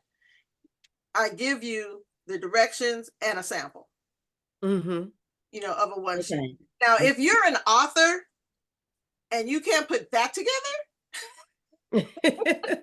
Well, some people, I'll give them a pass because everybody's not good at graphic design. And now I've seen some 1 sheets that people have put together themselves, and they're not they're not graphically appealing. The information is just thrown on there. So I'll give people a pass if they say they can't do it. I'm gonna let you give them a pass. I'm a little harder on them because seeing a sample, you know, and then being able to here's the really big thing with authors, being able to synthesize down what that book is about. Yeah. Into one sentence. And then, you can now expand that sentence into a paragraph. And that is your about the book. Well, you know, let me say this though. I did say I give people a pass, but I give people a pass for not knowing how to do it. I Okay. don't give people a pass for not knowing how to do it and doing it anyway because they don't want to get somebody who actually knows how to do it right for them. Okay. Say So I just wanted to clarify that. that part. Yeah, and getting help, there is absolutely nothing wrong with getting help. The example or the metaphor that I like to use about writers is that of a little child. You could see a little child who is born to be a doctor, you know, and they have the compassion from the start. They are operating on the dolls. They're trying to operate on the cat. You know, everything is about health, right? But trust and believe, even though God has placed being a doctor in that child's DNA, they are going to go to medical school. Well, for sure. Well, so with writers, we think we can jump medical school because it's in our heart to write. No, you still need help. You still need some education in this business, right? You even still need help with writing, right? Yep. So I taught school for 35 years. I taught English, mainly in high school for most of those years.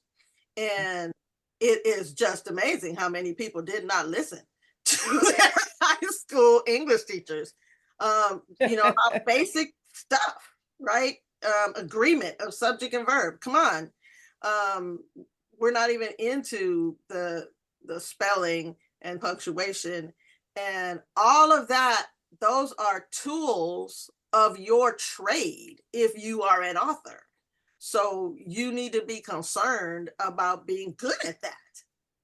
And if you're not good at it, you need to get good at it. Or I'll go back to my medical example. You don't want a doctor who failed the classes on surgery. You know, not operating on you. Okay. Not doing nothing on me. I don't even want you taking my temperature. Exactly. Because I can do that myself, actually. You know? Right. So why do we think we could just write anything, even if it's a memoir? Why do we think we could write anything just because it's our story, without some instruction? You know, because Sharon, the system now has made it so easy for anybody to say that they're an author, and then they churn out a product that's not very good. You know, on a scale of A to F, it's a D minus. Yeah, and it's missing the basic elements of a book. Even with children's books, which we have a children's book awards process that we do every year. And you'd be amazed at people who don't, for example, they don't have a copyright page. Right. In their book. It's the basic. You know, all you have to do is, and you don't need to even take a class for that. Go to a bookstore or library and look at a book. Look at a published book. Look at a book. Just look at a book. And it's the way your book should be is the way all the books are, which is with the title page. And then normally it's 2 title pages, but then the copyright page is on the left and the acknowledgments on the right. And there's some people, their acknowledgments are like, they're trying to give a shout out to everybody in their family and all of that. In a children's book, they have a 2-page acknowledgement. Right. It's some elements of a book that people should examine and study before they just put anything out there. Absolutely. But I tell people Amazon will take your money because they put out whatever you give them. That's what they put back. They process your file and they print whatever you give them. They don't give you any feedback or critique. They don't tell you if it's right or wrong. As Yeah. long as it's properly formatted, they will send it to you and Yeah. you can try to sell it to people. Right. You're right. And so that's where my expertise as an agent comes in to tell, an author not only here's how it's done, but to actually help. I offer those guidelines, right? And know how to help you. That's where your brand, for example, comes into play. Do you even know what a brand is? Are you branded? When people think of X, are they thinking about you? Whatever it is your brand is, and then how does your book fit into that brand? Right. So there's so many things that are important. Every author needs a website.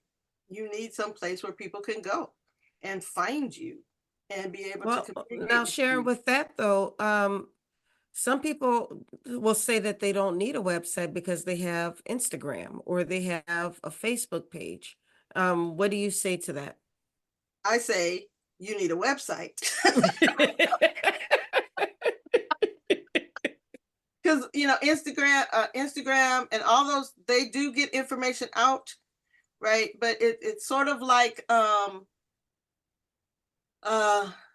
we do a lot of online shopping, now, but we still go to stores. The brick and mortar store, we still go to. We know where we could go, maybe the Targets and the Walmarts, things like that. That's like the website. Mhm. The website is your communication back and forth. Your website is the reflection of your brand. It's not just a social media, one person back and forth kind of a thing. So that's what I look at when I'm looking at the website. There's so And you much. have more control over your website. You have total control over that. Well, And we should know that. I mean, how many times has Instagram gone down yeah, or and you weren't able Facebook to do anything? changes things. Mhm. They change things, and they do things differently than they did before. And people don't see your stuff. You can post something and nobody will see it, basically. Exactly. Right. Nobody. So you can't just rely on that. They You don't own they that. keep tightening that algorithm to the point where they force you to pay them for people to see your stuff. And that's Facebook for sure. I'm on Instagram, but I'm not like Facebook has 100,000 followers almost. Instagram has 4,000. So I spend my time on the one that has close to the 100,000. I don't do And it. your own list needs to belong to you.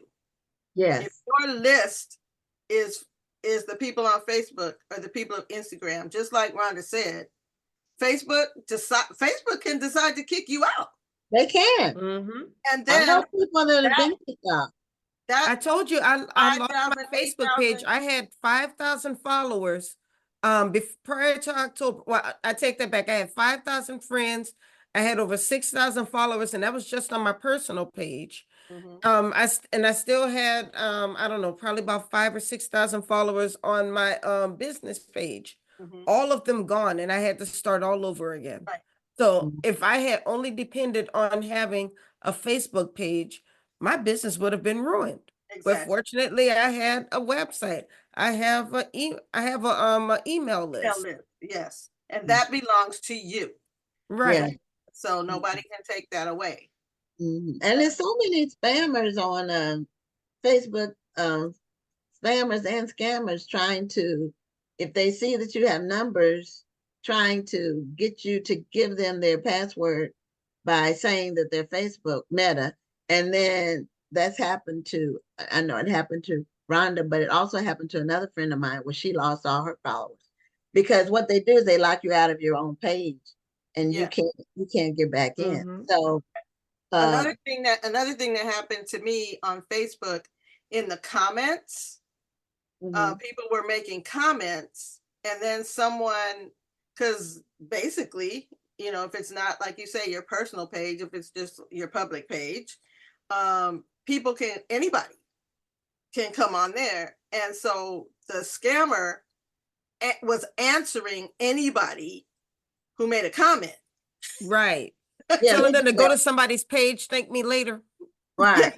Yeah. And what I do with those people, because I get I watch my notifications like a hawk.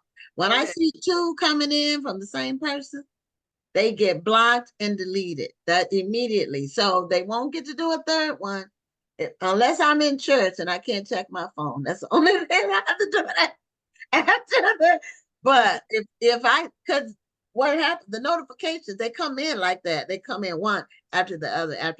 It lets me know it's a scammer. And so I immediately block them.